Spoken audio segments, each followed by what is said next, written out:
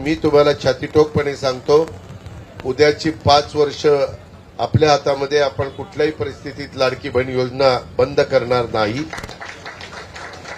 मला थोडंसं ओढाताण होतीये, परंतु मी त्याच्यातनं मार्ग काढलेला आहे। पुढं काय कशा पद्धतीने केव्हा वाढ करायची परिस्थिती नुरूप मी पण निर्णय घेईल। मी परवा सभागृहामध्ये पण सांगितलं, सगळी सोंग करता येतात नाही, कारण 45,000 कोटी रुपये वर्षाला आम्ही आमच्या लाडक्या बहिणींना देतोय आणि एवढी मोठी रक्कम मार्केटमध्ये येते।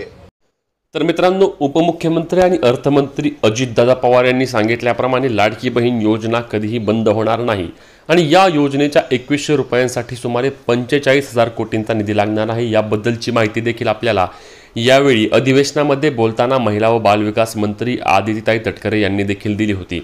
या योजना ज्या असतात, या योजनांचा भर सरकारवर मोठ्या प्रमाणावर पडत असल्याचे देखील अजितदादा यांनी सांगितले, परंतु कुठल्याही परिस्थितीमध्ये लाडकी बहीण योजना आम्ही बंद करणार नाही। लाडक्या बहिणींना जो लाभ आम्ही महिन्याला देतोय तो आम्ही देतच राहणार आहे। मित्रांनो, यावेळीच्या इलेक्शनमध्ये आपण पाहिलं की लाडकी बहीण योजना ही गेम चेंजर योजना ठरली, कारण लोकसभा इलेक्शन नंतर ज्या पद्धतीने महाविकास आघाडी सरकारला लोकसभेमध्ये यश मिळालं होतं, तेच यश जर विधानसभेमध्ये मिळालं तर राज्यामध्ये महाविकास आघाडी सत्ता येणार होती।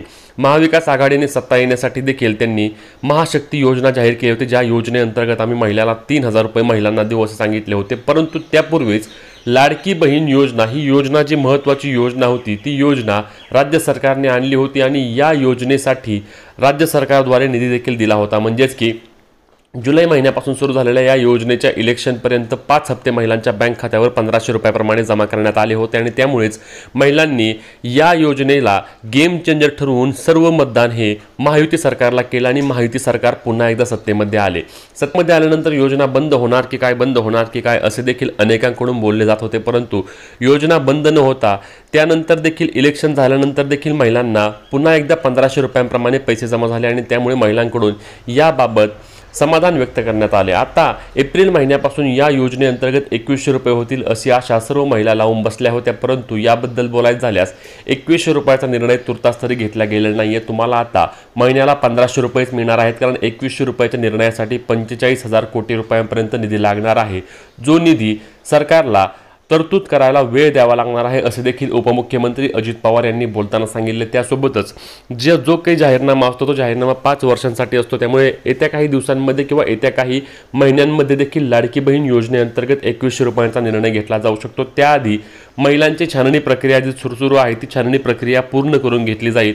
या छाननी प्रक्रिये अंतिम ज्या महिला यामध्ये पात्र राहतील त्यांनाच कदाचित 2100 रुपयाचा निर्णय घेतला जाऊ शकतो।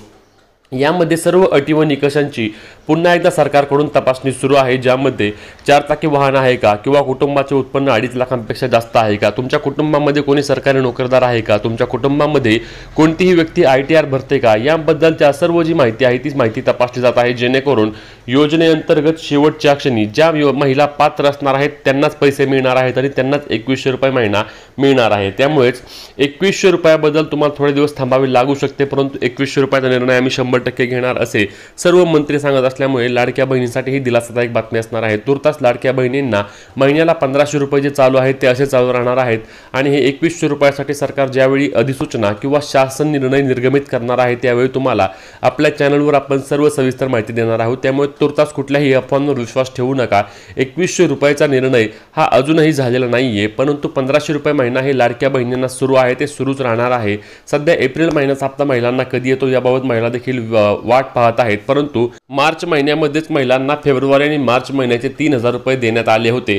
त्यामुळे एप्रिल महिन्याचे जे पैसे आहेत ते एप्रिल महिन्याच्या दुसऱ्या अथवा तिसऱ्या आठवड्यामध्ये लाडक्या बहिणींच्या बँक खात्यावर जमा केले जाऊ शकतात। सरकारचे ऑडिट झाल्यानंतर सरकार या संदर्भात निर्णय घेऊन लाडक्या बहिणींना पुढील हप्ता देखील निर्गमित करणार आहे। त्यामुळे लाडक्या बहिणींनी कुठल्याही प्रकारची काळजी करण्याची आवश्यकता नाहीये, फक्त तुम्ही सर्व अटी व निकषांमध्ये पात्र असावेत, तुम्हाला योजनेचे पैसे बंद होणार नाहीत। ज्यांना 500 रुपये महिना येत आहेत त्यांना 500 रुपये येणार, कारण त्यांना PM किसान आणि नमो शेतकरी या योजनेअंतर्गत वर्षाला 12,000 रुपये मिळतात। त्यामुळे त्याबद्दल राज्य सरकारकडून आणि अजून 500 रुपये म्हणजेच की वर्षाला 6000 रुपये वाढ करून त्यांना देखील हे वर्षाला 18,000 रुपये प्रमाणे पैसे जमा होणार आहेत। ज्यावेळी 2100 रुपये होईल त्यावेळी त्यांचा देखील निधी वाढणार आहे। त्यामुळेच शेतकरी महिलांनी देखील यामध्ये कुठल्याही प्रकारची काळजी करण्याची आवश्यकता नाही आहे। ही रील ही अत्यंत महत्त्वाची व्हिडिओ शेअर कराल आणि अशाच प्रकारच्या महत्त्वाच्या माहिती अपडेटसाठी आपल्या चॅनलला सबस्क्राईब करायला विसरू नका. भेटूया पुढच्या व्हिडिओमध्ये. तोपर्यंत जय महाराष्ट्र.